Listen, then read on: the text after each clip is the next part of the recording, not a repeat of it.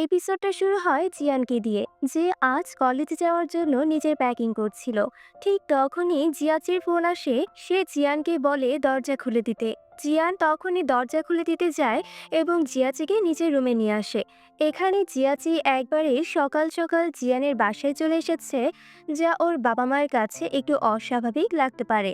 তাই জিয়ান তাকে চুপচাপ থাকতে বলে। গতরাতে অতিরিক্ত উত্তেজনায় জিয়াচির বিছানা ভেঙে গিয়েছিল, যার কারণে তার পিঠে ব্যথা হচ্ছিল। কিন্তু সে জিয়ানকে এসব কিছুই বলে না। উপরন্তু এখন সে আগের মতো জিয়ানের রুমে যেখানে খুশি সেখানে বসতে চায় না, কারণ এখন সে জিয়ানের প্রেমিক হয়ে গেছে। তাই একজন জেন্টলম্যানের মতো আচরণ শেখাতো তারও দরকার। যদিও জিয়ান তাকে আগের মতো আরাম করে বসতে বলেছিল, কিন্তু এখন তো সে শুধু বন্ধু নেই, তার স্ট্যাটাস এখন অনেক উপরে উঠে গেছে। এখানে জিয়াচি চায় তাদের সম্পর্কের কথা জিয়ানের বাবা মাকে জানাতে। কিন্তু ঠিক তখনই রুমে হুয়ান আসে, যে জিয়াচিকে এত সকালে দেখে অবাক হয়ে যায়। কিন্তু যেহেতু জিয়াচি ওদের বাসায় এসেই পড়েছে, হুয়ান তাকে বলে যে সে যেন কলেজে যাওয়ার সময় জিয়ানের খেয়াল রাখে এবং তার কাছে যেন আর কোনো ছেলে না আসে। কিন্তু হুয়ানের তো এসব জানা ছিল না যে যার কাছে সে বলছে সেই তো আসলে তাদের মেয়ের প্রেমিক। সে নিজেই তো চায় না জিয়ানের কাছে অন্য কোনো ছেলে আসুক। এসব বলার পর হুয়ান তাদের জন্য ব্রেকফাস্ট বানাতে চলে যায়।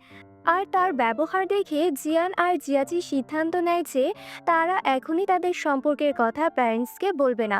কিছুদিন পরেই তারা এই ব্যাপারটা জানাবে। তবে জিয়াচি ইতিমধ্যেই সোয়াং আর শিকে তাদের সম্পর্কের কথা জানিয়ে রেখেছে।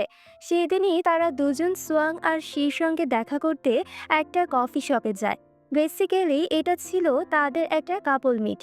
এখানে শি আর সোয়াং জিয়াচি আর জিয়ানের ভালোবাসা দেখে খুব খুশি হয়। সোয়াং তো জিয়ানকে এটা পর্যন্ত বলে দেয় যে জিয়াচি অনেক আগে থেকেই তাকে ভালোবাসতে শুরু করেছে, শুধু প্রপোজ করার সাহস পাচ্ছিল না। জিয়ানও এটা জানার জন্য এক্সাইটেড ছিল যে জিয়াচি কবে থেকে তাকে ভালোবাসে, কিন্তু জিয়াচি কিছুই বলছিল না। এরপর তারা কলেজে কবে যাবে সেটা নিয়ে কথা বলতে থাকে। জিয়ান আর জিয়াচি তো ট্রেনে একসাথে সিট বুক করে ফেলেছে, কিন্তু সোয়াং সেকেন্ড ক্লাসে সিট বুক করেছে আর শি করেছে ফার্স্ট ক্লাসে।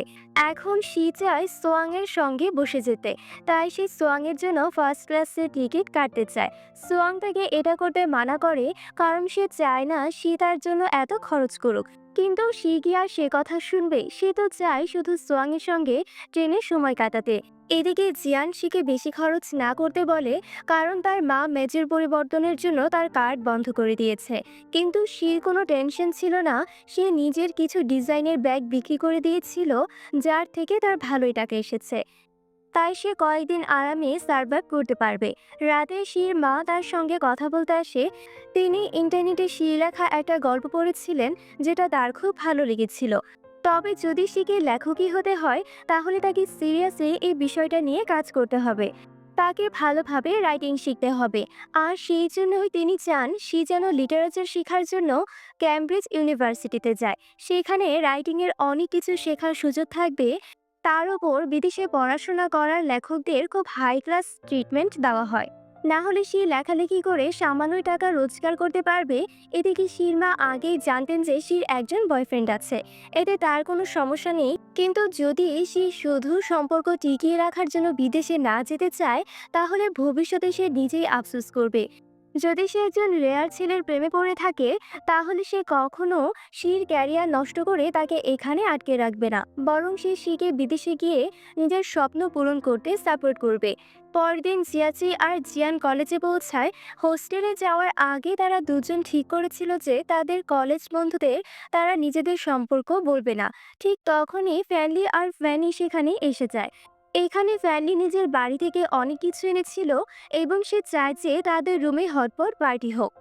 সে এখানে মেয়েদের ইনভাইট করতে চায়, কিন্তু মেয়েদের ছেলেদের হোস্টেলে যাওয়া ঠিক মনে হচ্ছিল না। এমনকি তাদেরকেও সেখানে যাওয়ার পারমিশনও ছিল না। কিন্তু ফ্যামিলির মতে তাদের হোস্টেল এত ভিড় থাকে যে কেউ মেয়েদের দিকে খেয়ালই করবে না। এটা শুনে মেয়েরাও পার্টিতে যেতে রাজি হয়। এখন মেয়েরা ছেলেদের রুমে আসতে চলেছে, আর ছেলেদের রুমটা খুব নোংরা আর এলোমেলো ছিল। চারদিকে গন্ধযুক্ত মোজা আর জামা কাপড় ঝুলেছিল। জিয়াচি এরকম নোংরা রুমে জিয়ানকে এনে নিজের অপমান হতে দিতে পারতো না। তাই সে সে রুমমেটদের রুম পরিষ্কার করার জন্য কাজে লাগিয়ে দেয় আর নিজেও পরিষ্কার করতে শুরু করে। শুরুর দিকে রুমমেটরা কোনো কাজ করছিল না, কিন্তু যখন জিয়াচি তাদের বলে যে সে তাদের আর স্টাডিতে হেল্প করবে না, তখন সবাই তার কথা মেনে নিয়ে কাজ করতে শুরু করে। রাতে তারা সবাই জিয়ান, ফিনি আর লিলিকে হোস্টেল রুম পর্যন্ত নিয়ে আসে। কিন্তু আজ গেটের ওয়ার্ডেন প্রত্যেকটা ছেলেকে দেখে তবেই হোস্টেলের ভিতর ঢুকতে দিচ্ছিল। তার উপর আজ হোস্টেলে ভিড়ও কম ছিল। তারা মেয়েদের পুরো ঢাকা পোশাক পরিয়ে এনেছিল, তাও তারা কিছুটা চিন্তায় পড়ে যাচ্ছিল। এই কারণে তারা ভিতরে ঢুকতে একটু ভয় পাচ্ছিল। কিন্তু এভাবে দাঁড়িয়ে থাকলে তো হবে না, তার ওপর সবার হটপট উপভোগ করার ইচ্ছেও ছিল। তাই লিলি প্রথমে একা ছেলেদের মতো আচরণ করে, তাদের মতো হাঁটতে হাঁটতে ওয়ার্ডেনের সামনে দিয়ে হোস্টেলের ভিতর ঢুকে পড়ে। আর ওয়ার্ডেন বুঝতেই পারে না যে সে মেয়ে। লিলির আইডিয়া অনুসরণ করে বাকি সবাই একসঙ্গে ওয়ার্ডেনের সামনে চলে যায়। সেখানে তারা পুরো ছেলেদের মতো আচরণ করতে শুরু করে। ওয়ার্ডেনের একটু অদ্ভুত লাগলেও তিনি কিছুটা বুঝতে পারেন না। আর এই সময় জিয়াচি ওয়ার্ডেনের সঙ্গে সিরিয়াল নিয়ে কথা বলতে শুরু করে, যাতে ওয়ার্ডেন তার মনোযোগ অন্যদিকে চলে যায়। যখন ওয়ার্ডেন আবার জিয়াচির সঙ্গে সিরিয়ালের গল্পে ব্যস্ত হয়ে পড়ে, তখন মেয়েরা আরামে হোস্টেলের ভিতর ঢুকে পড়ে এবং ওয়ার্ডেন তাদের নিয়ে একটু সন্দেহ হয় না। রুমে ঢুকেই জিয়াচি আর জিয়ান এই পার্টিতেই তাদের সম্পর্কের কথা সবার সামনে বলার সিদ্ধান্ত নেয়। কিন্তু পার্টি শুরু হতেই তারা বুঝতে পারে না কিভাবে সবার সামনে নিজেদের সম্পর্কের কথা বলবে।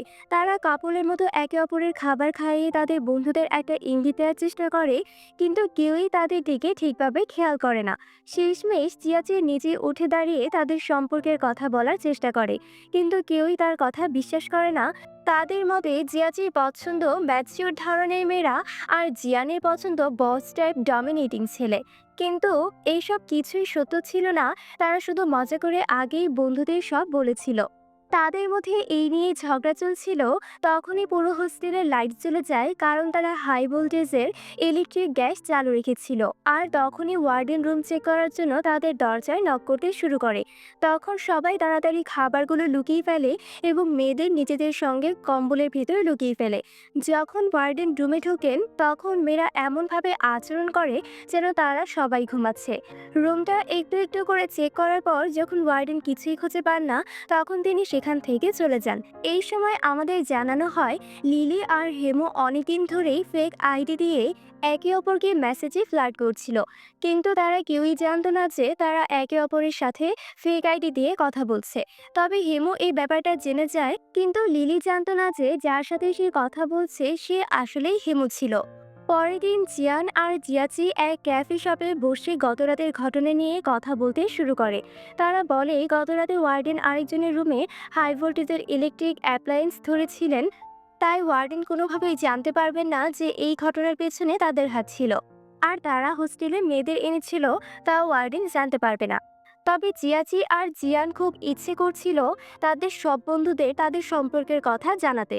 কিন্তু যখন তার বন্ধু ছিল তখনও তারা এত বেশি ক্লোজ ছিল যে এখন যদি তারা বলে তারা কাপড়, কেউই তা বিশ্বাস করবে না। এই কারণেই তাদের নিজেদের পুরনো বন্ধু ইমেজ সরিয়ে সবার সামনে নিজের কাপড় ইমেজ তৈরি করতে হবে। ঠিক তখনই তারা দুজনেই ক্যাফে শপে কিছু কাপলকে একে অপরকে কিস করতে দেখে ফেলে।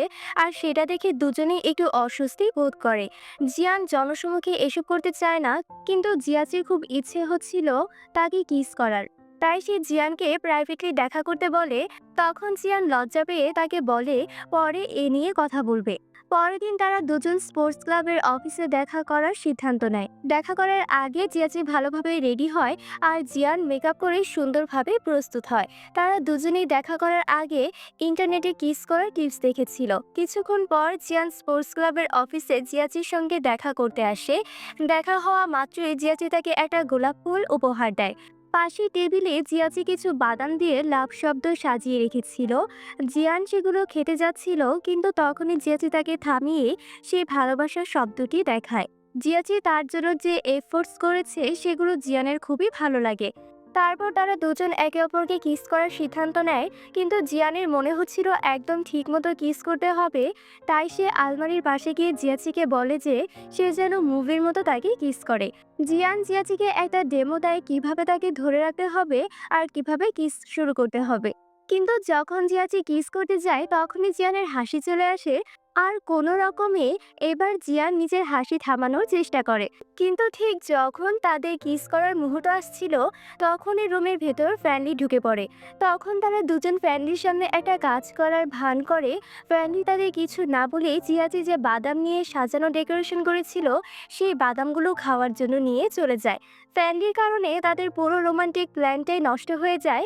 এরপর কথা বলতে বলতে তারা বাস্কেটবল স্টেডিয়ামে চলে আসে।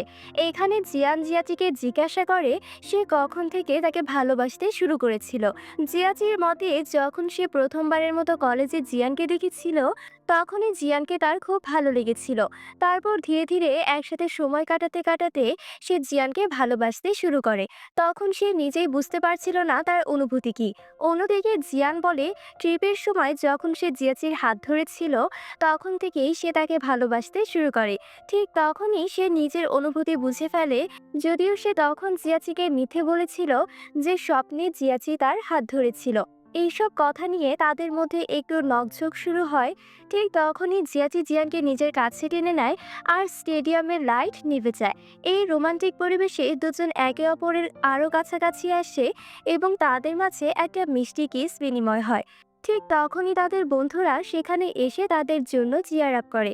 আসলে তাদের বন্ধুরা অনেক আগেই তাদের সম্পর্কের কথা জেনে গিয়েছিল, শুধু তাদের এক করার জন্য একটা নাটক করছিল। কিন্তু যাই হোক, তাদের সব বন্ধুরাই তাদের জন্য খুব খুশি ছিল। অন্যদিকে আমরা দেখি সি তার বন্ধুদের সঙ্গে এক লাভে ড্রিঙ্কস করছিল। তার বন্ধুরা সোয়াং সম্পর্কে খারাপ কথা বলছিল। তাদের মধ্যে সোয়াং শির যোগ্য নয়, সে শির কোনো খেয়াল রাখে না, এমনকি সে ধনীও নয়, আর শির দামি খরচে দায়ও নিতে পারে না। কিন্তু সে তার বন্ধুদের কথায় কান দেয় না। তার মতে সোয়াং তার জন্য খুব ভালো। কিছুক্ষণ পর সোয়াং সেখানে আসে। শির এক বন্ধু শির কথা বলে সোয়াংকে ডেকে নিয়েছিল। শিকে মদ্যপ অবস্থায় দেখে সোয়াং তাকে হোস্টেলে নিয়ে যেতে চায়, কিন্তু শি যেতে চায় না। উল্টো সে জোর করে সোয়াংকে ড্রিঙ্কস করাতে থাকে। সোয়াং বারবার তাকে বুঝিয়ে বলছিল যে তার পরদিন পরীক্ষা আছে, তাই তাকে তাড়াতাড়ি হোস্টেলে ফিরতে হবে, কিন্তু শি কিছুই শুনছিল না। অনেক রাত পর্যন্ত শি সেখানে ড্রিঙ্কস করে এবং সোয়াং তাকে একটা হোস্টেলে নিয়ে গিয়ে ঘুম পাড়িয়ে দেয়, কারণ এত রাতে হোস্টেলের গেট বন্ধ হয়ে গিয়েছিল। এবার শিকে বিছানায় শুয়ে সোয়াং হোস্টেলে ফিরে যেতে চাইছিল, কিন্তু তখন সে তাকে আটকে দেয় এবং নেশার ঘরে নানা রকম কথা বলতে শুরু করে। তার মধ্যে সোয়াং তাকে ভালোবাসে না। সে যখন জিয়ানের সঙ্গে থাকে মন খুলে কথা বলে, সোয়াং তার সঙ্গে তেমনটা করে না। সে কি জিয়ানের জায়গাটা পূরণ করতে পারেনি? আর সে কেন সব জায়গায় শির সঙ্গে যায় না? তার বন্ধুদের বয়ফ্রেন্ডরা তো সব জায়গায় তাদের সঙ্গে ঘুরতে যায়। শির তো মনে হয় সোয়াং এখনো জিয়ানকে ভালোবাসে। শির মুখে এইরকম কথা শুনে সোয়াং খুব কষ্ট পায়। যদিও এটা সত্যি যে একটা সময় সে জিয়ানকে ভালোবাসতো, কিন্তু এখন তার তেমন কিছু নেই। এখনো তো জিয়ান ও জিয়াচি রিলেশনশিপে আছে, আর এখন যদি তার মনে হয় জিয়ানের জন্য কোনো অনুভূতি থাকতো, তাহলে সেটা ভুল হতো। কিন্তু এখন সে শুধু শিকে ভালোবাসে। তবে এর মানে এই না যে সে নিজের পড়াশোনা ফেলে শির বন্ধুদের সাথে, অর্থাৎ বয়ফ্রেন্ডের মতো সব জায়গায় শির সঙ্গে ঘুরবে। সে তেমন মানুষ নয় যেমনটা শি তাকে বানাতে চাইছে। আর যদি সে নিজেকে বদলেও ফেলে, তাহলে শি তাকে সত্যি ভালোবাসবে তো? কারণ শি তো তাকে তার আসল স্বভাবের জন্যই ভালোবাসছিল। এইসব কথা নিয়ে তাদের মধ্যে তর্ক হয় এবং সোয়াং হোস্টেলে ফিরে আসে। এখানে সামাজিক অবস্থান আর টাকার কারণে তাদের সম্পর্ক এখন ভাঙন আসতে শুরু করেছে। এরপর আমরা দেখি জিয়ান আর জিয়াচি কলেজের ছুটিতে বাড়ি এসেছে। বাড়ির ভেতরে ঢোকার আগে দুজন একে অপরকে জড়িয়ে ধরছিল। ঠিক তখনই জিয়ান দূর থেকে ইরফানকে আসতে দেখে। জিয়াচি তো তাকে ছাড়তেই চাইছিল না, তাই ইরফানকে দেখে সে জিয়ান জিয়াচির সঙ্গে ঝগড়ার নাটক করে এবং ইরফানের সঙ্গে একটু কথা বলে বাড়ির ভিতরে চলে যায়। আর হঠাৎ করে নিজের মাকে সামনে দেখে জিয়াচি একটু নার্ভাস হয়ে পড়ে, তাই সেও বাড়ির ভিতরে ঢুকে পড়ে। সে মনে করেছিল তার মা হয়তো তাদের সম্পর্ক নিয়ে কিছু জানাবেন না, কিন্তু ইরফান আগে থেকেই তাদের রিলেশনশিপ সম্পর্কে জানতো। সে ইচ্ছাকৃতভাবেই না জানার অভিনয় করছিল। তবে যাই হোক, ইরফান সবসময় চেয়েছিল যে জিয়ানকে তার ডটার ইন ল বানাতে, তাই সে তাদের সম্পর্ক নিয়ে খুব বেশি খুশি ছিল। পরের দিন হোস্টেলে যখন শির চোখ খোলে তখন তার গত রাতের সব কথা মনে পড়ে যায়। সে সোয়াংকে যা যা বলেছে। এরপর সে সোয়াংকে তার পরীক্ষার পর দেখা করতে বলে। কিছুক্ষণ পর সে সোয়াংয়ের সঙ্গে দেখা করে এবং তাকে জানায় যে সে বিদেশে যাবে। এখানে সোয়াং তাকে বিদেশে যাওয়া থেকে আটকায় না। সে নিজেই চায় যে সে তার ক্যারিয়ার এগিয়ে যাক। যদিও তার জন্য সোয়াংকে দূরে চলে যেতে হয়, তাও সে কখনোই তার ক্যারিয়ারের মাঝে আসবে না। সোয়াংয়ের এত সাপোর্ট পেয়ে সে বুঝতে পারে যে আসলে সমস্যা তার মধ্যে আছে। সোয়াং তো আগের মতোই আছে, কিন্তু এখন সে ধীরে ধীরে তার মায়ের মতোই অহংকারী হতে শুরু করেছে। সে তাদের মতো টাকার পেছনে দৌড়াচ্ছে। এইভাবে সে সোয়াংয়ের মন খারাপ করছে। যতই সে বলুক না কেন যে টাকা পয়সা তার স্ট্যাটাস তাদের প্রেমের মাঝে আসবে না, কিন্তু তার কিছু না কিছুভাবে আসছে। এভাবে না চাইলেও সে সোয়াংকে দুঃখী করছে। টাকার ব্যাপারে সে তাকে অপমানও করেছে, কিন্তু এখন সে আর সোয়াংকে যন্ত্রণা দিতে চায় না। তাই সে তার সাথে ব্রেকআপ করে নেয় এবং বলে যে তাদের দুজনের দুনিয়া একেবারে আলাদা। হয়তো এখন তাদের একে অপরের কাছে আসা সম্ভব নয় এবং হয়তো কিছু প্রেমের কাহিনী অসম্পূর্ণ থাকাই ভালো। আর এখানে আজকের এপিসোড শেষ হয়। আবার দেখা হবে পরবর্তী এপিসোড। ততক্ষণ পর্যন্ত গুড বাই।